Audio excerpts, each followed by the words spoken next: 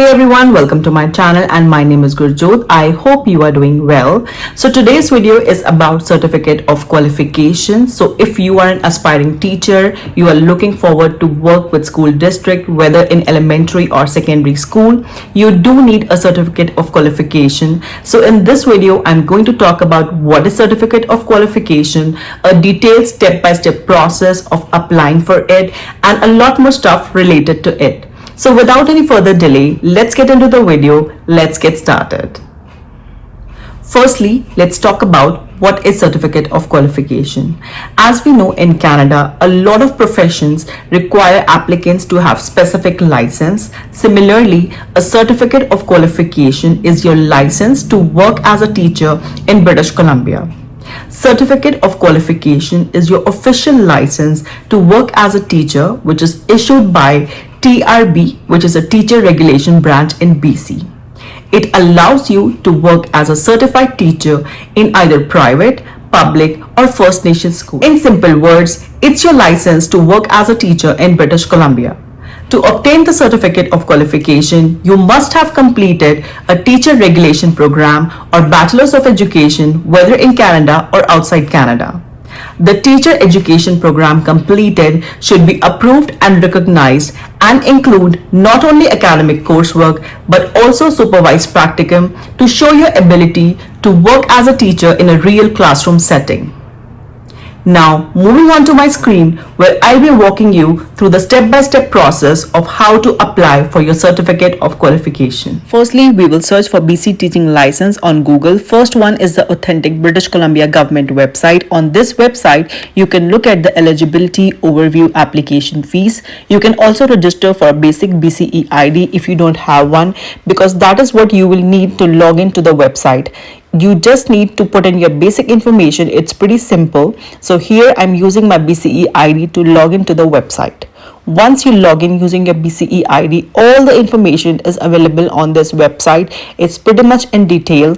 You can read it, you can go through it. On the left side, you have all the tabs available about your certification, application, annual fee. Even you can see your payment history and all the other information. Now we will click on your application. Since already we don't have an application, we are going to submit an application. Once you click on submit an application, you will have 4 options. You can read these options in details. The 4 options are application for teacher's certificate of qualification. Second is application for an independent school teaching certificate.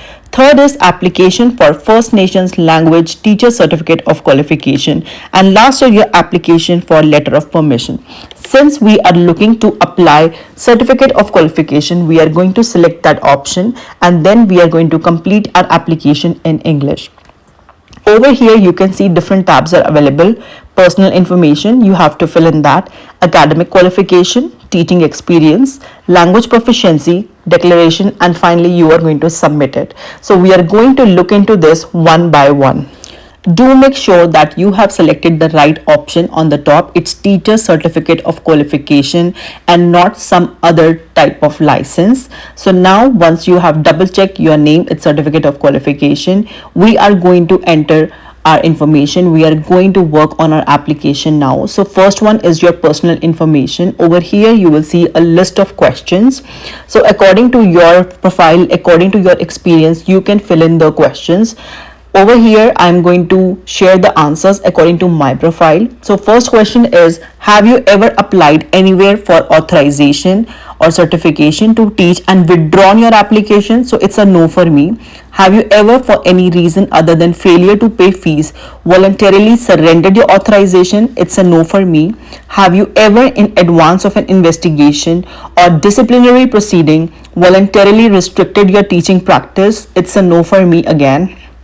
Have you ever been disciplined by an employing school district or independent authority or university? It's a no for me.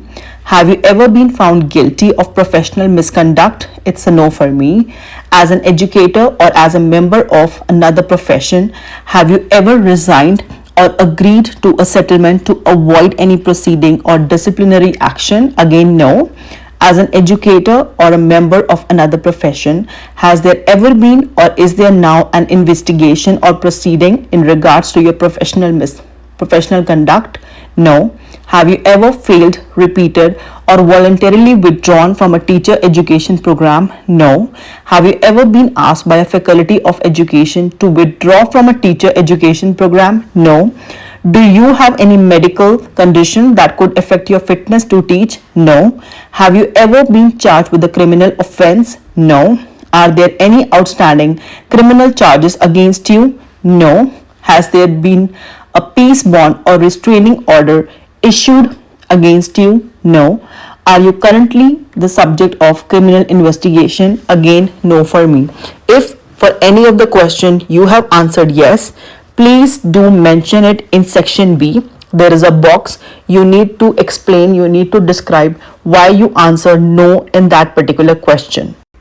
After you are done entering information in one category, make sure to save it so that in case the window gets closed or due to any unwanted circumstances, your information is already saved in there.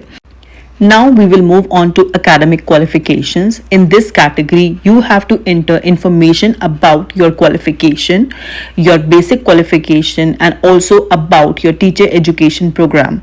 So make sure you mention all the qualifications you have, whether it's bachelor's, whether it's master's. Make sure you enter all the right information. Once you are done entering your information, don't forget to save it again and move on to the third part, which is your teaching experience. In the category of teaching experience, you need to fill in all the information where you have been employed as a teacher. So it shows basically two questions. First is, within the last 10 years, have you been in the role of a classroom teacher, school administrator, superintendent, or a faculty of education professor at the post-secondary level? If it's a yes for you, tick yes, else no. Second question is, if your experience is prior to the last 10 years, were you in the role of a classroom teacher, school administrator, superintendent, or a faculty of education professor at the post-secondary level? So tick yes or no. If you have worked in last 10 years, tick the first question. If you have worked before that, tick the second question. And you also need to enter details about it in the box given below. So you need to enter about your employer. You are going to enter your employer name, that is the school name where you have worked. You have to enter the dates from and to show what duration you have worked.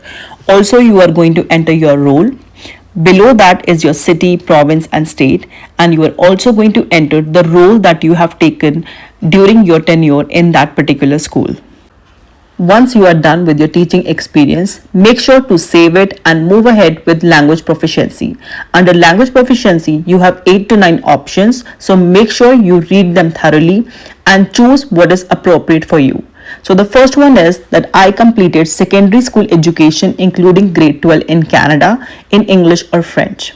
Second is I completed an approved BC teacher regulation program, teacher education program in English or French and received a recommendation for certification by that program. Third is I completed an acceptable updating program in British Columbia in English in the line of the certification standards. Fourth is I completed an acceptable teacher education program in another Canadian jurisdiction in English or French. Fifth is I completed a minimum of 4 years of post-secondary education in English or French outside of Canada that included an acceptable teacher education program. Since my education was from outside Canada, I did my teacher education program as well outside Canada. I did it from India. So for me, fifth option is the best, but you make sure to read all the 9 options. If you are also someone who did their education outside Canada, might be fifth option is the best for you. You can also check what are the requirements of English. English language requirements are given in detail, so make sure to choose the right option.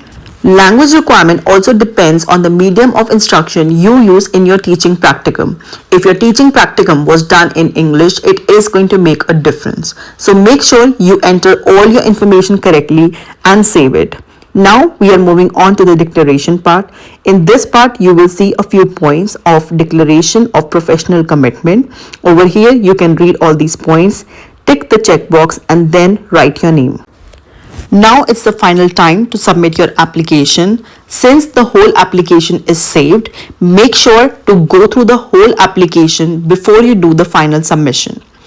During the final submission, you will have to pay the fees, which is 245 CADs. Your file is only processed once the fees is paid.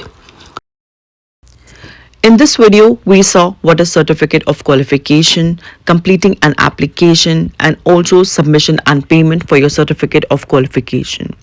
Part 2 will be coming soon. In Part 2, we will learn about Pathway to Teach Canada, document for professional standing, and also your document for teaching practicum. So stay tuned for Part 2. If you found this video useful, do like, share, and subscribe, and I'll see you in my next video. Till then, bye.